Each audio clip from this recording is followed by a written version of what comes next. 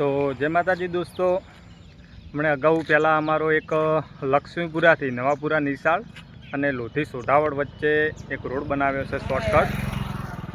જે રસ્તો નવાપુરા નિશાળે આવે છે એ રસ્તાની અંદર જ્યારે રોડ બનતો હતો ત્યારે કોન્ટ્રાક્ટ અહીંયા આવેલો અને અમે રિક્વેસ્ટ કરેલી કે આ જગ્યા ઉપર નાળા તમારે મૂકવા પડશે, અહીંયાથી પાણી બહુ આવે છે, રોડ ના તૂટે એના માટે.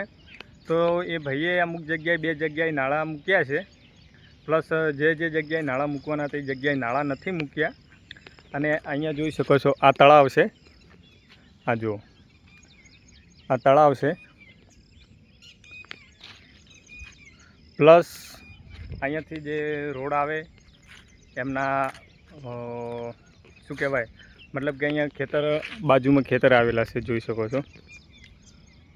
જુઓ હમણાં 2 દિવસ પહેલાં અગાઉ વરસાદ અહીંયા પડ્યો હતો. જે ઉપરલા ભાગમાં જે દેખાય ત્યાં બંને ખેતરો છે ઉપર, એ ખેતરનું પાણી નહોતું આવ્યું, ફક્ત આ એક જ ખેતરનું પાણી આવ્યું હતું અહીંયા. અને આ ડીપ તૂટી ગઈ.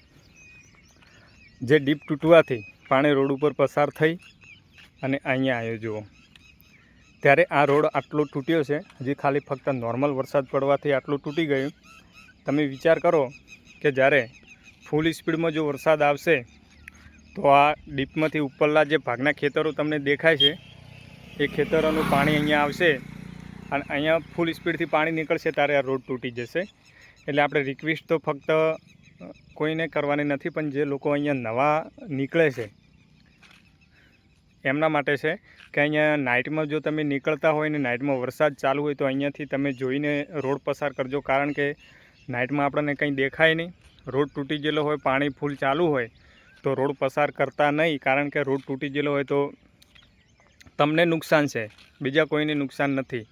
એટલા માટે અહીંયા તમારે જો નીકળવું હોય નાઇટમાં તો રસ્તો ચેક કરી પછી નીકળજો, કારણ કે તમારા જીવને જોખમ થશે. એટલા માટે બીજું તો આપણે કંઈ કહેવા માગતા નથી, પણ વિડીયો બને એટલો શેર કરજો કે જે લક્ષ્મીપુરાથી શોર્ટકટ રસ્તો બનાવ્યો છે નવાપુરા નિશાળે નીકળે, જે સોઢાવડ અને લોધી રોડને જોડતો, એ રોડે જે લોકો નવા માણસો જે શોર્ટકટમાં નીકળતા હોય એમને ખાસ સૂચના છે કે રાતના સમયે તમારે અહીંયા જોઈને નીકળવાનું. વરસાદનું વાતાવરણ છે, કોઈપણ સમયે વરસાદ રાતે પડી જાય અને રોડ તૂટી જાય તો અહીંયા કોઈ જો, કારણ કે બધા લોકો તો ઘરમાં સૂતા હોય, વરસાદ ચાલુ હોય અને તમે નાઇટમાં અહીંયા જો ખાડામાં પડી ગયા, કોઈ પણ સાધન હોય તમારી જોડે તો રાતનો તમને કાઢવા માટે કોઈ આવી શકશે નહીં, કારણ કે કોઈને ખબર જ ના હોય તમે કઈ ટાઈમે અહીંયા નીકળો છો.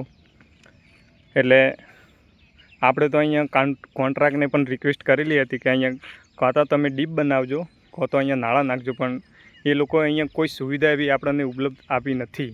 એટલા માટે આપણે આ વિડીયો બનાવવાનો હેતુ એ જ છે, આપણે કોઈનો વિરોધ નથી કરવાનો, ફક્ત જે અહીંયા લોકો નવા નીકળે છે એમના માટે ખાસ સૂચના છે કે રાતના સમયે તમારે અહીંયાથી જોઈને નીકળવાનું.